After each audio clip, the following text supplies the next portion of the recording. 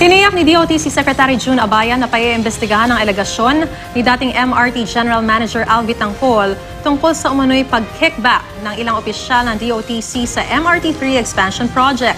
Agad namang itinanggi ng kalihim na may kinalaman siya sa anomalya. Balitang hatid ni Ian Cruz.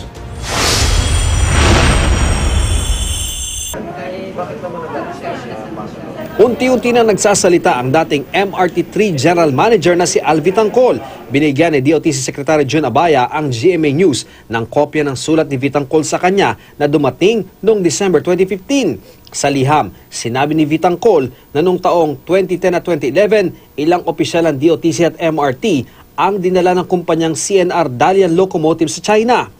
Sagot daw ng Dalian ang buong biyahe at noong 2013 daw, inaward ng DOTC sa Dalian ang 3.85 billion peso contract para sa dagdag na mahigit 40 bagong bagon para sa MRT3 Expansion Project. Dumating na noong isang taon ang prototype ng train coaches para sa MRT. Ayon din kay Tangcol, may nagsabi sa kanyang may ilang taga-DOTC ang nakakuha ng 5% kickback mula sa kontrata. Ayaw sabihin ni Tangcol kung sino ang nakakaalam ng 5% kickback. Gusto lang daw niyang malaman kung naimbestigahan ba man lamang ito ni Abaya. Ako, yung sinulat ko yan, it's not for the purpose of accusing anybody. Okay? The main purpose is to let Secretary Abaya know na nandyan yan and just to remind him na dapat nag-action siya on that particular matter kasi sinabi ko na sa kanya yan matagal na. Papaimbestigahan daw ni Abaya ang aligasyon ni Tangcol. Ipinadala na rin daw nila ang impormasyon sa ombudsman upang maging sila ay makapag-imbestiga.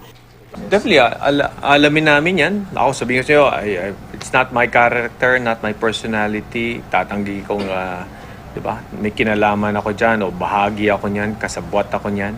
And alamin namin kung sino yan at once malaman, talagang we'll give them the full force of the law. Hindi naman daw apektado nito ang mga ginagawang proyekto ng DOTC. Pero hindi ko pa alam, these are MRT3 personnel. So, I forgot yung last name. So, tinanong ko rin kay GM Roman. So, tunay na mga tao ito. So, alamin namin kung kausapin din namin sila. Parang totoo ba ito? si Tangcol ay nasa whole departure order list dahil sa reklamong graft. Kaugnay na umano'y maanomalyang pag-award ng MRT3 maintenance contract sa kumpanyang PH Trams kung saan daw incorporator ang uncle-in-law ni Tangcol. Sa susunod na linggo ay darating na sa bansa ay isang set ng bagon para sa MRT3. Ian Cruz, GMA News.